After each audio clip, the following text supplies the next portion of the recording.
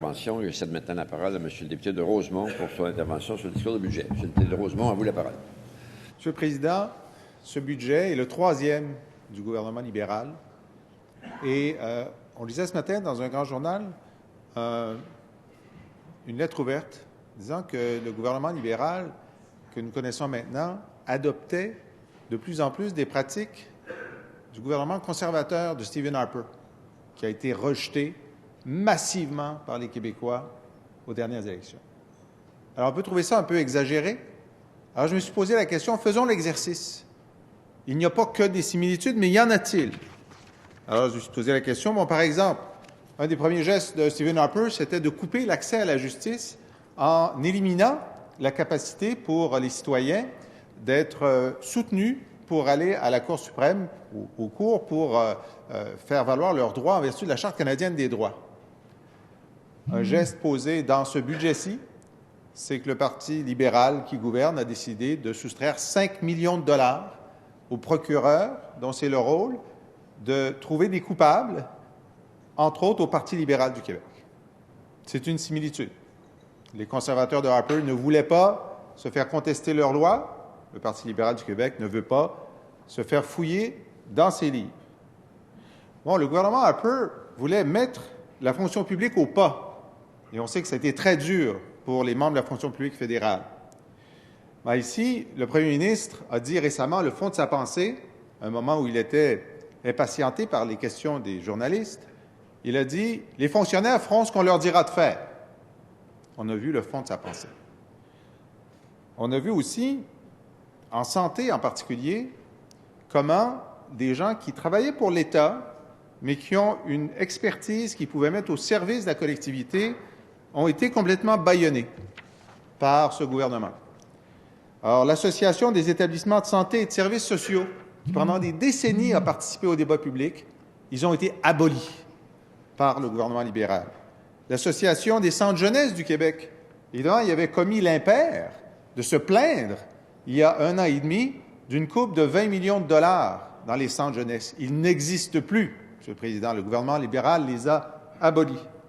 L'Association des centres de réadaptation en dépendance du Québec avait droit au chapitre. Ils ont été abolis. La Fédération québécoise des centres de réadaptation en déficience intellectuelle et en troubles envahissants du développement avait droit au chapitre, participait à la définition des politiques publiques. Ils ont été abolis. L'Association des établissements de réadaptation en déficience physique, également abolie. Dans ce budget-ci, ce qui est aboli, c'est le commissaire à la santé et au bien-être qui participait au débat public. Et là, on voit que c'est très dommage que le premier ministre actuel, lorsqu'il était ministre de la Santé, n'ait pas allé au bout de son idée en assujettissant la nomination du commissaire aux 2 tiers de l'Assemblée nationale. Il a dû perdre ce combat-là dans le cabinet de Jean Charest parce que ça nous aurait permis de le protéger aujourd'hui, mais là, maintenant, il est soumis à la vindicte du gouvernement libéral. Il va disparaître. Le nombre de commissaires aux plaintes qu'on avait dans le système de santé publique était considérable. Maintenant, il y en a 28. Il est tombé d'à peu près 10 sur 1, de 10 à 1.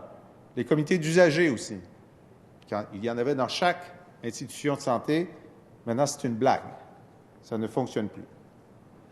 On dirait quand même en sciences, le gouvernement Harper était anti-science. On ne peut pas dire que le gouvernement libéral actuel est anti-science.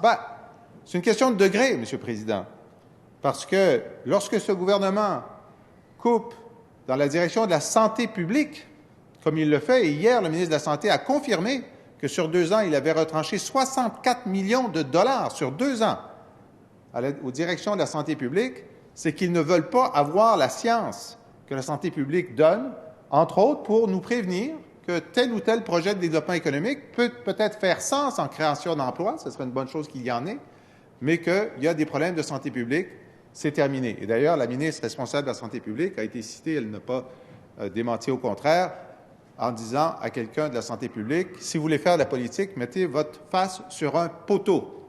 Parce que pour le gouvernement libéral, les gens de la santé publique, ils font de la politique lorsqu'ils disent que ce n'est pas une bonne idée d'avoir un casino ou d'investir dans l'amiante ou autre chose.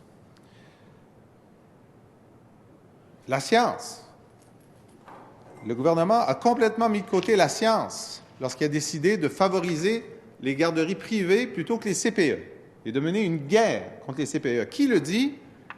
Qui le dit, c'est Pierre Fortin. Pierre Fortin, dans le numéro courant de l'actualité, cite la science.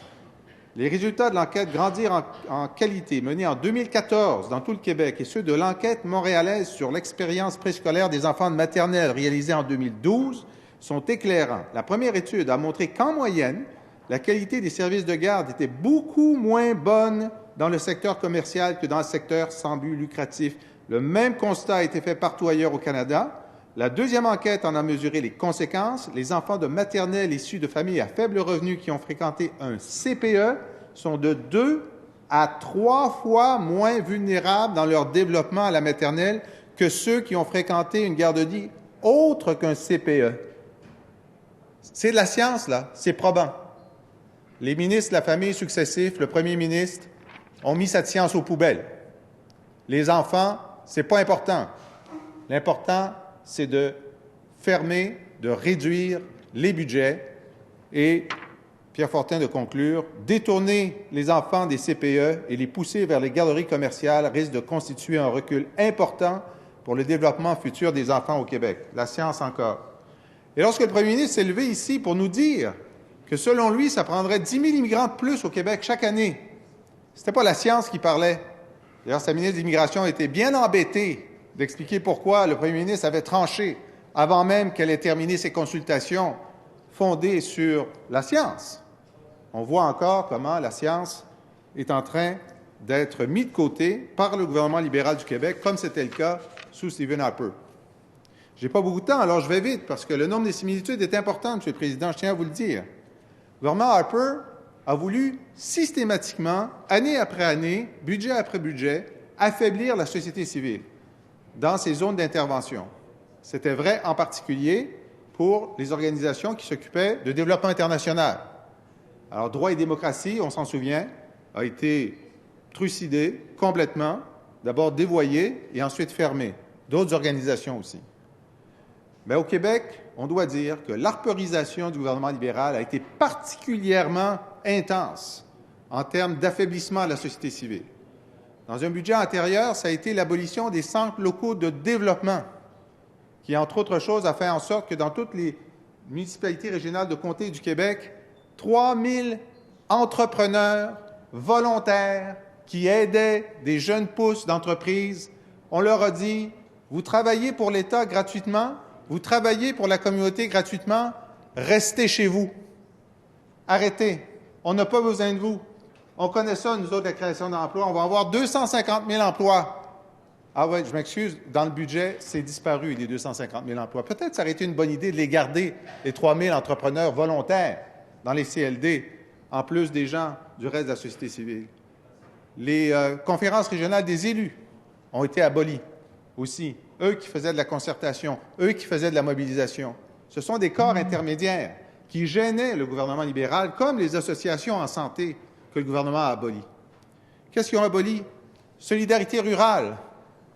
Ils ont coupé leur financement. Et je remets les CPE dans cette liste. Parce que ce qui dérange le gouvernement libéral, c'est que le CPE, c'est des coopératives de parents. C'est des coopératives de parents. C'est du monde qui se réunissent, puis ils signent des pétitions, puis ils se mobilisent.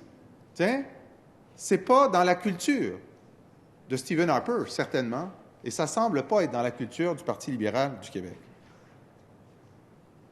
Le gouvernement Harper s'est fait connaître aussi par ses billes omnibus, donc par un certain dédain de la fonction parlementaire, de mettre énormément de choses dans un même projet de loi et un projet de loi d'application d'un budget pour qu'on ne voit pas très bien ce qui se passe, qu'on n'ait pas le temps de vraiment en discuter. Bien, c'est le cas du gouvernement libéral ces 2 dernières années et malheureusement, c'est ce qu'on pense qui va arriver sous peu. Aussi, je n'ai pas assez de temps, là, je pourrais continuer pendant une autre dizaine de minutes, mais je vais conclure en vous proposant une motion, M.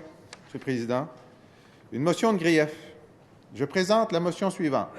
Que l'Assemblée nationale blâme sévèrement le gouvernement libéral pour avoir déposé un budget qui s'inspire des pratiques du gouvernement conservateur de Stephen Harper rejeté massivement par les Québécoises et les Québécois lors des dernières élections générales fédérales. Je vous remercie, M. le député de Rosemont, de votre intervention et j'ai entendu votre grief. Et bien sûr, on va l'analyser sous réserve de sa recevabilité. Merci de votre intervention.